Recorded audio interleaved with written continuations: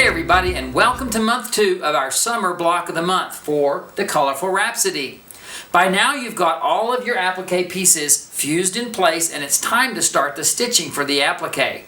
What I'm going to focus on is doing a double blanket stitch. Now I'm going to show you this on my Bernina, but even if you've got a different machine, as long as you've got a single blanket stitch or a double blanket stitch, you'll be able to get the look similar to what I'm doing. And if you're so inclined, you could do a small zigzag or even a satin stitch to applique these down.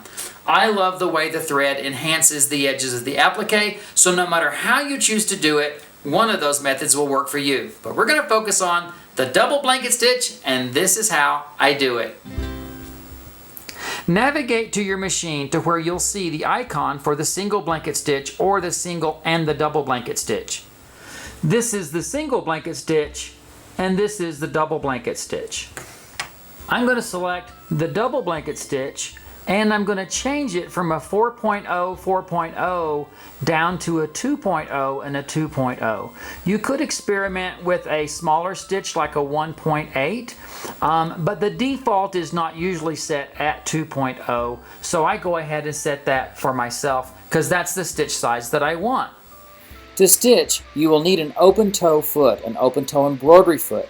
The bottom of the foot has a tunnel or a groove that allows the stitches to ride underneath. The top thread is a 40 weight. I'm using 40 weight poly, and I'm using bottom line in the bottom. I'm also going to change my tension. I'm going to lower it all the way down to about a 2, which is a really significant change, but it will pull my top thread to the bottom.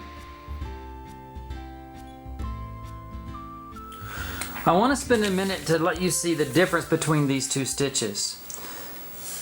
The stitch starts with the needle going down, and a single blanket stitch simply goes forward, left, right, forward, left, right, forward, left, right, forward, left, right. So there are 2 layers of thread on the left, right, but there's only 1 layer of thread as it comes forward. The double blanket stitch starts by going down, but it will then go left, right, forward, back, forward, left, right, forward, back, forward, left, right.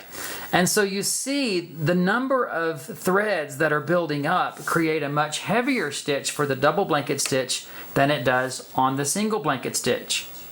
I'm aware of other machines that will do a double blanket stitch like this. When the needle goes down, it goes left, right, but then it'll go forward, left, right, forward, left, right, forward. Now you can see that you're getting 2 stitches, but they're not on top of each other whenever they go forward. Also, if I was to set this stitch at a 2.0 by 2.0, I would get my 2.0 width, but I would have 2 plus 2, and that would give me a distance of 4 between these stitches. So in this case, I would want to set the stitch, this was 2.0 by 2.0. This one would need to be 2.0 by 1. So that it goes over, that's 2, and then 1, 1, 2, 2, 1, 1. So you can see that regardless of the machine that you're using, you will have the opportunity to figure out exactly what stitch you will want to be using on this project. If you do not have a machine with a double blanket stitch and you only have the single blanket stitch, I'm going to recommend that you simply use a heavier thread so that it will build these edges up a little bit better than a 40 weight thread. The idea for stitching will be that we will start stitching by taking some straight stitches. Just some straight stitches along the edge of the applique, then jump to the double blanket stitch and begin going left, right, forward, back, forward, left, right, forward, back, left, right, forward, back, forward. And notice that the forward back stitches are not penetrating the applique Only the side stitches, the stitches that hop to the left and the right, are the ones that are jumping into the applique piece. Everything else is riding right along.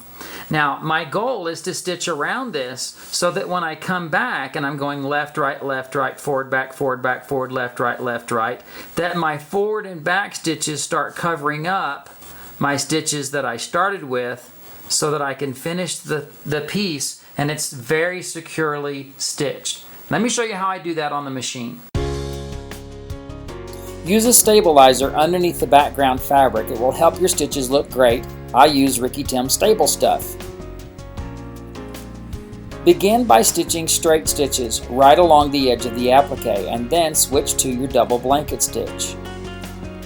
Notice that the stitches begin going left, right, forward, back, forward. And always keep the forward back stitches just to the right of the applique, touching it but not penetrating it. When you come to a point, a sharp point, continue to let the stitch just jump further and further to the left. Left, right.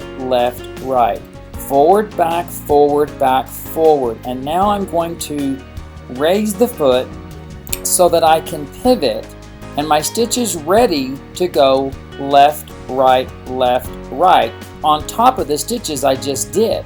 Now I will pivot again, forward, back, forward, and then simply continue stitching.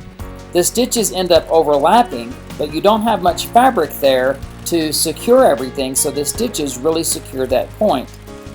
Here's another point. Forward, back, forward, pivot. It's ready for left, right, pivot again, and then you can simply continue. Now on the Bernina, I do like to use my knee lift. In this particular sample, I didn't. As you come to the end, you will now begin stitching over the straight stitches that you began, and as you get right to the close, it'll be left, right. You can now switch to your straight stitch and stitch forward and clip. Now I will admit my straight stitch is situated with one needle position to the right so that it stitches right on top of where I want. And here you can see the beautiful point.